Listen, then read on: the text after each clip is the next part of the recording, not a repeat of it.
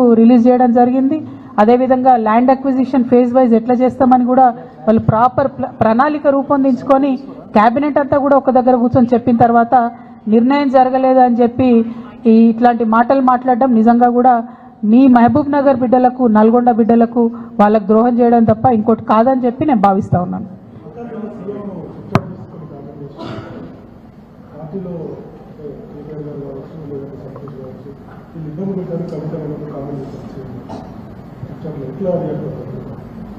ఇప్పుడు సీఎం గారు ఏమన్నారన్నది నాకు తెలియదు, కానీ తెలంగాణ ప్రజలు అనుకుంటున్న విషయమే కదా, అది తెలంగాణ ప్రజలందరూ గమనిస్తున్న విషయమే. ఇప్పుడు బీఆర్ఎస్ పార్టీ సోషల్ మీడియా నన్నే దాడి చేస్తుంది, హరీష్ అన్న మీడియా నన్నే దాడి చేస్తుంది, సంతోష్ అన్నకున్న సీక్రెట్ మీడియా నన్నే దాడి చేస్తుంది. అందరు కలిసి నా మీద దాడి చేస్తున్నట్టే కదా, అలా కొత్త ఏం లేదు, అది మీ అందరి దృష్టిలో కూడా ఉన్నది కాబట్టి అది కొత్త ఏం లేదు, వింతేం లేదు. Thank you.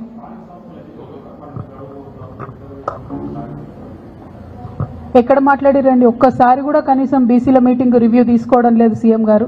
మేము పదే పదే కోరుతున్నాం, నిన్న కూడా మన తెలంగాణ జాగృతి నుండి కూడా మళ్ళీ చెప్పినాం మేము, మీరు కనుక తక్షణం నిర్ణయం తీసుకోకపోతే ఇక మంత్రుల ఇల్లు ముట్టడించుడు ఉంటుంది ఫస్ట్ ఫేజ్లో, ఇంకా కూడా నిర్ణయం తీసుకోకపోతే ముఖ్యమంత్రి గారి ఇల్లు కూడా ముట్టడించాల్సి వస్తుంది.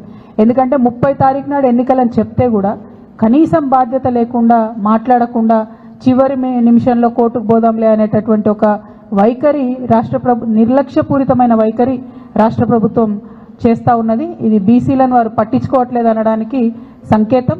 మా పోరాటం మాత్రం ఆగదు, ఖచ్చితంగా చాలా సీరియస్గానే ముట్టడి కూడా ప్లాన్ చేస్తాం.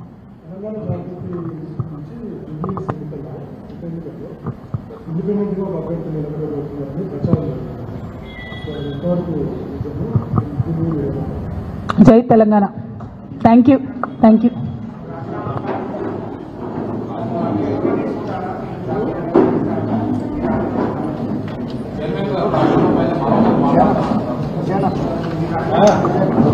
రాజీనామా నేను మంచి స్పీకర్ ఫార్మాట్లో ఇచ్చేసిన.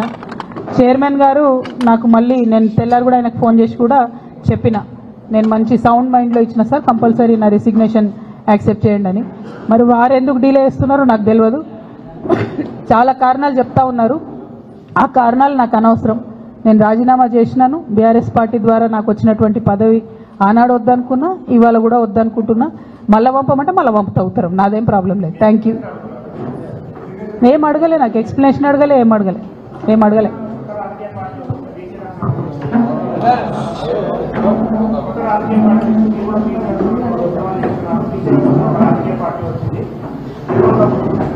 తప్పకుండా స్వాగతిస్తాం కదండి. ప్రజాస్వామ్యంలో ఎన్ని పార్టీలు ఉంటే అంత మంచిది, ఎన్ని గొంతులు ఉంటే అంత మంచిది, ఎన్ని వాయిస్లు ఉంటే అంత మంచిది. తెలంగాణ ఉద్యమంలో కూడా మనం ఒకటే మాట అనుకున్నాం, ఎంతమంది జై తెలంగాణ అంటే అంత జల్దీ తెలంగాణ వస్తుందని. సో ఇప్పుడు కూడా ఎంతమంది జై బీసీ అంటే అంత జల్దీ బీసీలకు రిజర్వేషన్లు వస్తాయి. కాబట్టి అందులో సెకండ్ థాట్ ఏం లేదు, తప్పకుండా స్వాగతిస్తాం. Thank you. జై తెలంగాణ. ఇంకా చాలా మాట్లాడేది ఉండేనా మనం. నా బాధ ఏంటంటే నేను బతుకమ్మ చెప్తే మీరు కృష్ణ నీళ్ళు వేయరేమో అని. దానికేనా రేపటి నుంచి బతుకమ్మ సంబరాలు ప్రారంభం అవుతున్నాయి. ముందుగానే తెలంగాణ ఆడబిడ్డలందరికీ కూడా బతుకమ్మ పండుగ శుభాకాంక్షలు తెలియజేస్తూ ఉన్నాం. మరి ఎట్ ద సేమ్ టైం వచ్చినటువంటి ఆహ్వానాలన్నింటినీ కూడా పరిశీలన చేసి దాని ప్రకారం ఒక షెడ్యూల్ తయారు చేసుకోవడం జరిగింది. ఆ షెడ్యూల్ కూడా నిన్న మీ అందరికి కూడా రిలీజ్ చేయడం జరిగింది. అందులో భాగంగా మొదటి రోజు చింతమడకకి వెళ్తూ ఉన్నాము. మరి అట్లానే తర్వాత కార్యక్రమాలన్నింటినీ కూడా మీకు చెప్పడం జరిగింది. అట్లానే ఎప్పుడు చేసినట్టే తెలంగాణ జాగృతి నుండి కూడా ఈసారి ఒక పాట కూడా మళ్ళీ చేస్తూ ఉన్నాము. దాన్ని మాటల తిరుపతి గారు సోదరుడు తను రాసిండ్రు, మంగ్లీ పాడుతున్నది. సో ఈరోజు ఈవినింగో రేపు మార్నింగో అది కూడా రిలీజ్ అవుతుంది. సో అట్లా ఎప్పుడు చేసినట్టు బతుకమ్మ సంబరాలు ఎక్కడ తగ్గకుండా చేయాలని అనుకున్నాం. పోయినసారి మీకు తెలుసు, రాజకీయంగా క్లిష్ట పరిస్థితులలో పోయినసారి హాజరు కాలేనటువంటి పరిస్థితి ఉండే. ఈసారి అన్ని చోట్ల బతుకమ్మ చేసుకోగలగడం అన్నది చాలా సంతోషాన్ని ఇచ్చే విషయం. అయితే ఈ సందర్భంగా ముఖ్యమంత్రి గారిని నేను మళ్ళీ డిమాండ్ చేస్తున్నా, బతుకమ్మకు చీరలు ఇచ్చినారు ఇదివరకు, మీరు ఒకటి కాదు నేను 2 ఇస్తా అని చెప్పారు. 2 లేవు, 1 లేదు, ఎక్కడా లేదు. కాబట్టి బతుకమ్మకు మా ఆడబిడ్డలందరికీ చీరలు ఇవ్వాలని చెప్పి డిమాండ్ చేస్తూ ఉన్నాను. ఎట్ ద సేమ్ టైం దాన్ని ఆ చీరకు ఇంద్రమ్మ అని పేరు పెట్టకుండా బతుకమ్మ చీర అని ఉంచితేనే బెటరు. ప్రతి సందర్భంలో తెలంగాణ యొక్క అస్తిత్వాన్ని తుడిచేసేటటువంటి కుట్ర జరుగుతున్నది మీ ప్రభుత్వంలో. అట్లా కాకుండా బతుకమ్మకు మీరు చీర ఇస్తే బతుకమ్మ చీర పేరుతోనే ఇవ్వండి, లేదా ఏదైనా తెలంగాణ ఆడబిడ్డ పేరుతో ఇవ్వండి, అంతేగాని ఇంద్రమ్మ పేరుతో మాత్రం ఇవ్వద్దు. ఇప్పటికే కుట్రపూరితంగా ఈ ప్రభుత్వం తెలంగాణ తల్లి దగ్గర నుండి బతుకమ్మను దూరం చేసింది. ఇప్పుడు తెలంగాణ ఆడబిడ్డల దగ్గర నుంచి బతుకమ్మ చీరను దూరం చేసింది. ఇటువంటి పరిస్థితి రాకుండా శ్రద్ధ పెట్టి ఆడబిడ్డల పట్ల గౌరవాన్ని, మన పండగలు, మన సంస్కృతి పట్ల గౌరవాన్ని పెంపొందించే కార్యక్రమాలు ప్రభుత్వం చేయాలని చెప్పి నేను డిమాండ్ చేస్తాను.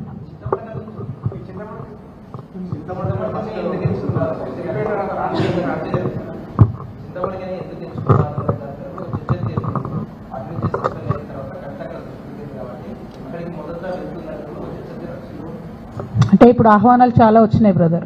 సొంత ఊరు ఆహ్వానం అన్నది చాలా ఆత్మీయంగా ఉంటుంది, చాలా హృదయంగా ఉంటుంది, హృదయానికి దగ్గరగా ఉంటుంది. కాబట్టి ఆ ఆహ్వానాన్ని యాక్సెప్ట్ చేసినాం. పైగా వాళ్ళు పర్టికులర్గా ఎంగిల్పూల నాడే రమ్మన్నారు, అంటే మొదటి రోజే రమ్మని అడిగిండ్రు కాబట్టి అక్కడికి పోతున్నాం.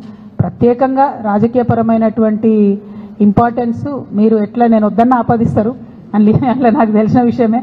కాకపోతే నేను మాత్రం మా ఊరికి పోతున్నా.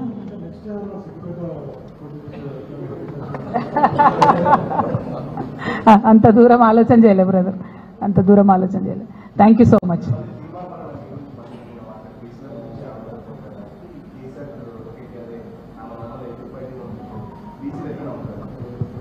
నేనేమంటున్నా బ్రదర్, ఇష్యూ మీద మాట్లాడితే ఆన్సర్ ఇస్తాం, పర్సనల్గా మాట్లాడితే ఇక ఏం చెప్తాం చెప్పు. ఊకే బీసీల గురించి కొట్లాడదాం, అందరం కలిసి గట్టిగా ఎంటబడి బీసీల రిజర్వేషన్ సాధించుకుందాం. ప్రభుత్వం మీద చేయాల్సిన కొట్లాట ఇడిచిపెట్టి బీసీల కోసం కొట్లాటలు మనం లోలు పెట్టుకుంటే ఏమొస్తుంది? అందరం కలిసి ప్రభుత్వం మీద ఫైట్ చేయాలి, అందరం కలిసి లీగల్ ఫైట్ చేయాలి, స్ట్రీట్ ఫైట్ చేయాలి, అవసరమైన కాడ బీసీ రిజర్వేషన్లు సాధించాలి. జై తెలంగాణ.